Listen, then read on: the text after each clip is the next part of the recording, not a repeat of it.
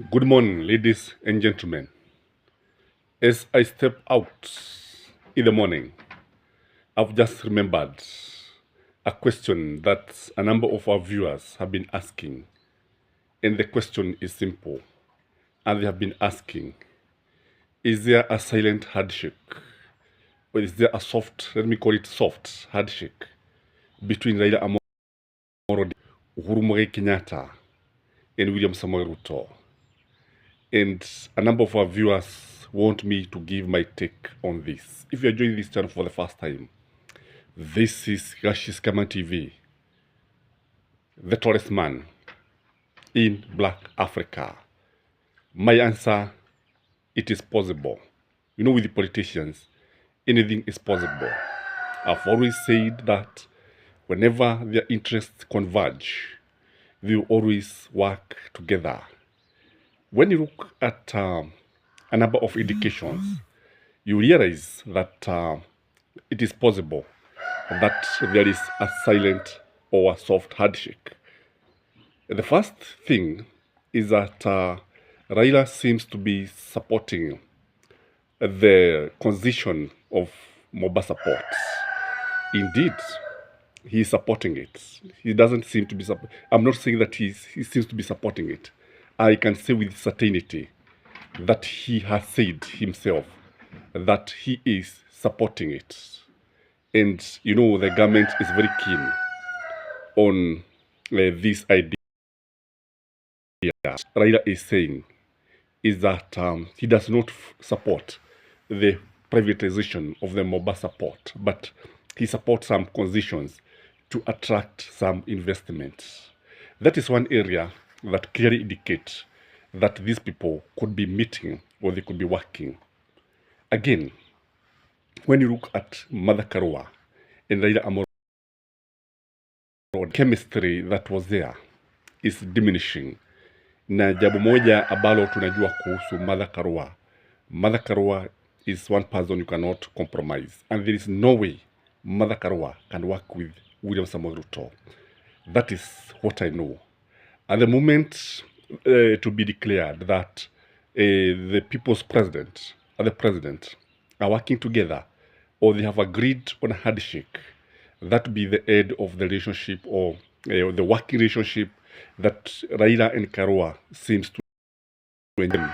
They have too much in common. Remember, they were together during the trenches. Remember, they were walikuwa pamoja wakati ambapo walikuwa wanapigania ukombozi wa pili wa taifa hili letu.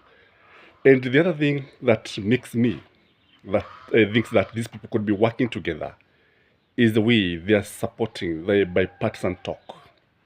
Ukitazama vizuri utaona kwamba they have agreed to support the bombers talks. Although it may not yield much, although this one is not being supported by other people. Ukiangalia utaona kwamba unapotazama upande wa serikali utaona kwamba kuna upinzani mkali sana wa mazungumzo haya ya kuelewana kule Bomas, yakiongozwa na the Deputy President of the Republic of Kenya, Rigathi Gachagua. And when you look at the issue here, you know, the Deputy President is not supposed to do anything against the wish of the President. But when you look at it, Gachagua is coming out openly. Again, if you look at people like Dede Nyoro, they are not supporting it. Again, when you look at Mother Karua is not fully supporting the bombers dialogue. But when you look at Raila Amolo Odinga kusema kweli anauga mkono mazungumzo haya ya amani, anauga mkono mazungumzo haya ambayo yanaendelea. Unapotazama William Samoei Ruto is not talking about it, but he is supporting it. And his appointment at the bombers is none other than the Kikuyu member of parliament, Kimani Ichung'wah, who is the leader of the majority. Utaona kwamba kuna uwezekano mkubwa sana hawa watu wanazungumza pamoja. Kuna uwezekano mkubwa kwamba hawa watu wameshakubaliana kufanya kazi pamoja. If you watch William Samoei Ruto these days, kuna wakati aliambia taifa na ulimwengu kwa jumla that baba siku hizi ni mtu wake. And when you look at the place that he chose to say this, it was in Nyanza, the bedrock of Raila Amolo Odinga's support. That is the truth of the matter.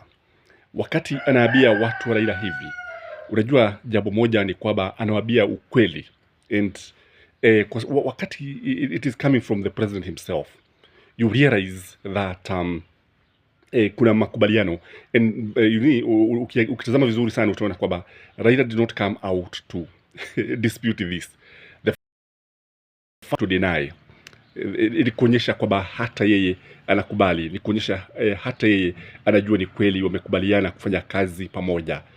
Again, when you look at the reception that William Samoei Ruto was given in Luo Nyanza, it is the governors themselves who came out to welcome the president himself. Na jambo hili unajua, igawa some of the members of parliament give it a wide berth, the fact that it is the county CEO akina Orego, akina Gladys Waga ambao ndio walijitokeza kumkaribisha rais katika ngome ya Raila Amolo Odinga. This one tells a lot. And again, when you look at Gachagua was not a happy man during the cabinet meeting that took place in Kisumu State Lodge.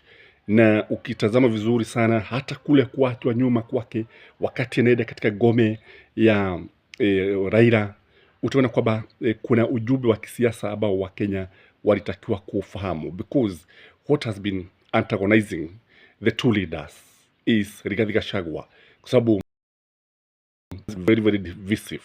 And ukitazama vizuri sana kuna namna ambavyo rais alijitokeza kukashifu kabisa bila kujali, kumkashifu naibu wake, and he told the world that it is primitive, it is the height of ignorance to think that Kenya inaweza kugawanywa na misingi ya kabila na vile ambavyo watu walipiga kura. So this one tells you that these people are together. Again, when you look at the way now William Samoei Ruto is coming out very clearly, even to praise his predecessor Uhuru Muigai Kenyatta, jambo hili linatuambia kwamba there is something that is taking place or has taken place. Kuna mazungumzo ambayo yamefanywa mahali ambapo Gachagua hakuwa, and I think hapa the chances are it is Raila who talked to Ruto without Uhuru Muigai Kenyatta. Uhuru Muigai Kenyatta hakujitokeza pale, lakini tunajua vizuri sana when you look at the issue now, nobody seems to be now attacking the former regime. Sasa wale watu ambao wanazungumzia Uhuru Muigai Kenyatta, they look like they are lost now because the president is praising him. Gachagua is praising him. So the fact that this change of heart tells that these people could have had a soft handshake.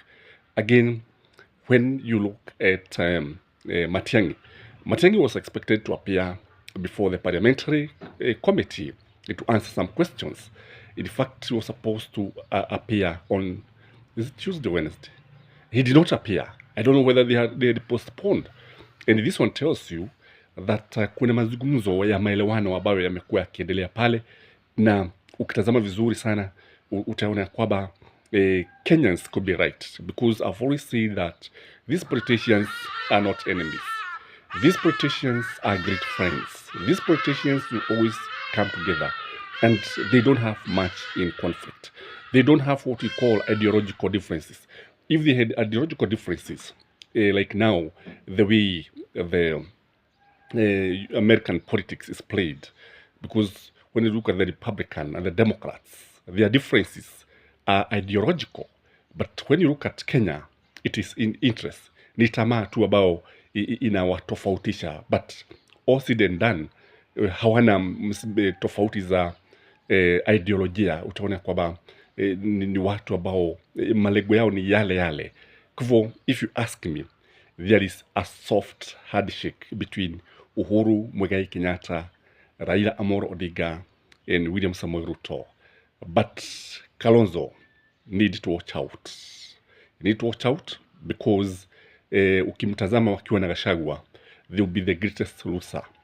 Because these politicians can always bring a surprise. Who knows that they can even decide to work together? Who knows that Raila and William Samoei Ruto can decide to work as a team in 2027, where one becomes the president and the other one becomes the running mate. Who knows? Anything is possible in politics. That is my take, ladies and gentlemen. As usual, give this video a like. May you have a blessed day. And subscribe if you have not subscribed to our channel. And be blessed again and again.